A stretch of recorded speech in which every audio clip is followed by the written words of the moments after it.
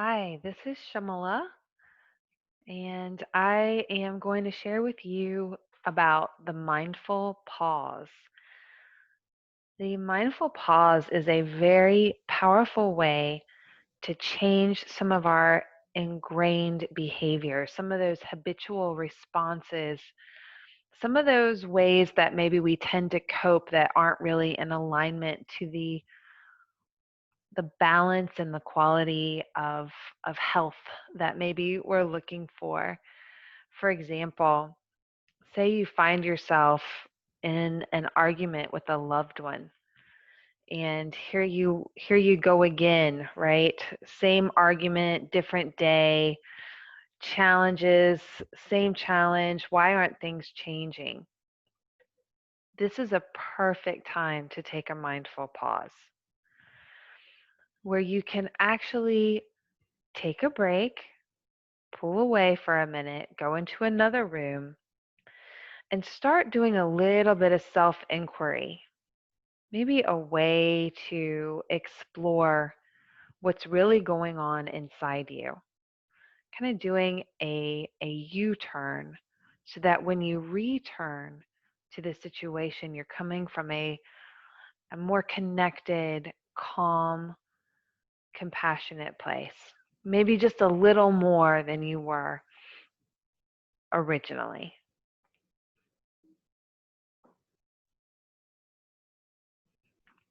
So maybe just do a quick scan of yourself right now. Let's practice a mindful pause together.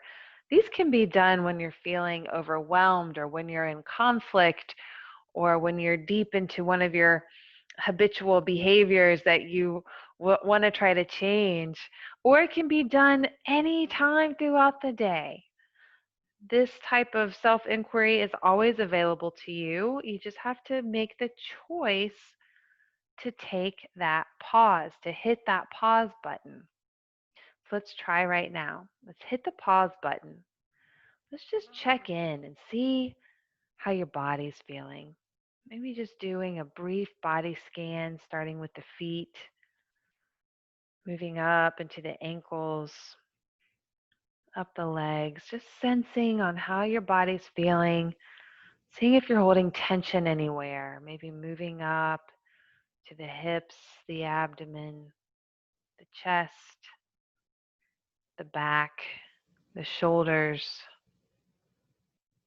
the jaw. Don't forget the neck, the face. See if your brow is furrowed. See if you can relax your forehead. Are you holding tension there? How about your jaw? Maybe unhinge your jaw. Yeah, just finding wherever you might be holding on to some tension and then maybe getting curious. That's interesting. I wonder why I kind of notice every time I check in that my jaw just kind of goes back to this really tense state.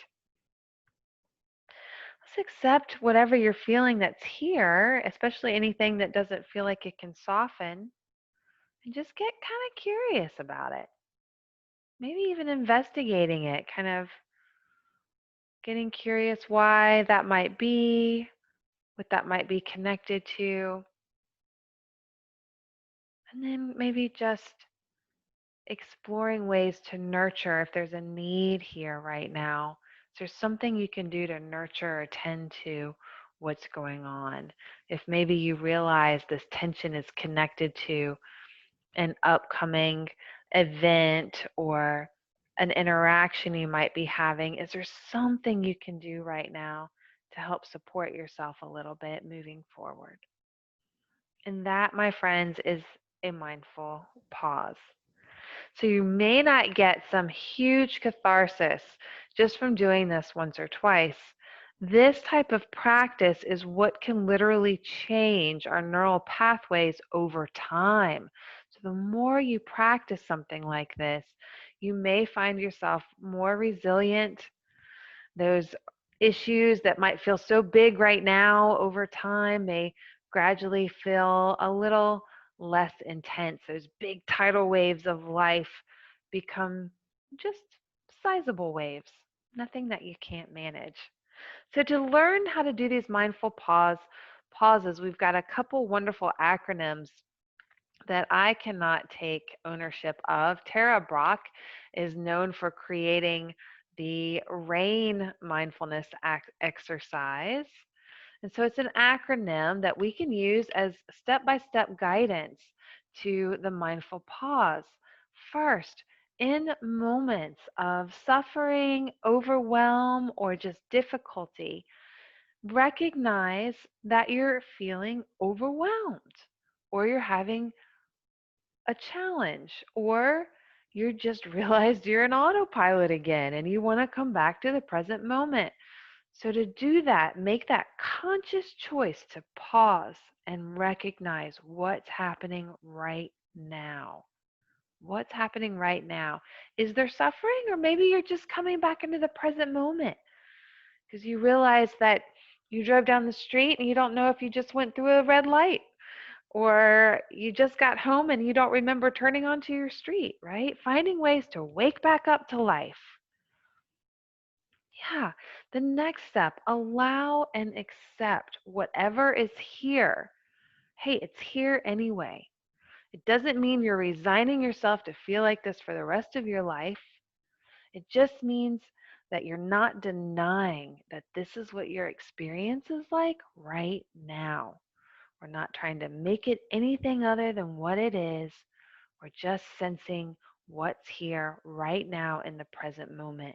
That jaw tightness, maybe the tension in your shoulders, or the feeling of wanting or needing to cry, right? Just allowing and accepting what's here in the present moment. And then investigating with kindness, exploring, becoming that scientific investigator. What's really happening here? What is happening? Is the situation itself causing my challenge, or is there a larger source here? See if you can continue this investigation as if you were a sociologist of the experience. It's really just simply about being with what's here.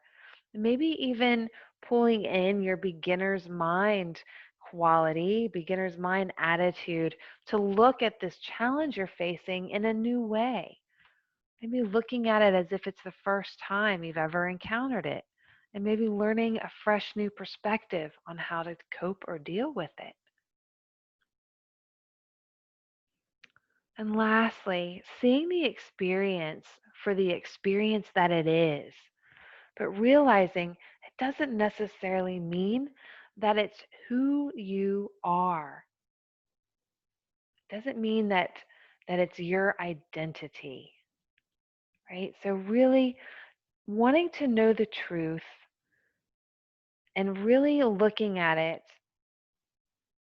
from the perspective of this is a part of me having this experience. How can I hold space for this emotion? How can I hold space for this thought? How can I hold space for this body sensation? When we learn non identification, our linkage to these passing experiences loosens a little bit. And it helps us release that idea, that sense of self that we think is so fused with these passing emotions, these passing sensations, these passing stories. We start reconnecting to the openness and expansiveness of who we are. So this is Rain. And Tara Brach on her website has a wonderful meditation. It's Rain on Self Blame, tarabrach.com. It's a wonderful website where you can find podcasts as well as more information on this particular exercise. And so this one may appeal to you, it may not. And if it doesn't, that's okay because we've got this other one that's also very helpful. Same idea. And it is called STOP, the STOP acronym. So stop, press that pause button. And I'm going to tell you that's the hardest part because when you are fully into that reactionary mode, the last thing you want to do sometimes is to press that pause button. But if you can, it can make tremendous change for you. So press that pause button and let yourself take a little positive time out. Be still. Take a breath. Take another breath. Take more breaths, breathing in deeply, breathing out completely. Breathing in love, breathing out love. Seeing if you can get maybe even some good belly breaths in, or maybe doing some counting while you breathe, or maybe practicing a square breathing. However many it takes to start helping your nervous system settle or come back into the present moment. Similar to the I in rain, the investigate, here we have the O, observe. Connect to that impartial observer. Connect to what's really going on internally, externally. If you're feeling out of sorts or disharmonious, what's the unmet need here? Now that you've discovered that, or at least you've begun that inquiry, you can proceed by tending to the unmet need, or at least kind of coming back with an increased level of awareness. And this is how we move from that really habitual, reactionary, knee-jerk space to a more calm, connected, responsive space. Now, it's not going to happen the first time, or maybe the second or the third. So this is just like anything with mindfulness, really does require an intentional practice. So if you want to learn to reset, if you want to learn to wake back up into life, to shift out of autopilot, to help you get out of those vicious cycles that you may continually find yourself stuck in, try to practice these exercises whenever you can think of it. And we talked a little bit ago about when we're really, really deep into those reactionary habitual responses, that's the perfect time to see if you can try with all your might to choose to hit that pause button. Can you learn what it feels like when you are in those autopilot, reactionary, difficult emotions, overwhelmed moments? What does it feel like in your body? What does your mind feel like? What does your heart feel like? What are your clues that you're not in the present moment anymore? That's when we want to hit that pause button. Make that U-turn inside yourself. Find out what's going on. Now, it might look just so clearly to you like it's something that someone else did. And that may be very true, but can you make that U-turn back inside so that you can connect with space to help support yourself through whatever challenge you might be experiencing? And can you do that with those mindfulness qualities of compassion, curiosity, non-judgment, to allow yourself to shift out of whatever illusion or experience that may be based on maybe some maladaptive beliefs to a little bit more truth of what's happening in the situation, to give you a little bit more sure-footedness, a little bit more clarity, a little bit more groundedness. And so those are the two mindfulness exercises of the mindful pause. Very, very powerful exercises. I invite you to practice them as much as you can. And I hope that you are able to really experience exactly what it feels like to live a more mindful life where even when things are uncomfortable or maybe not how you wish they were, you're still able to appreciate them for what they are and to really take them into your experience and be with the truth of any experience. Take good care.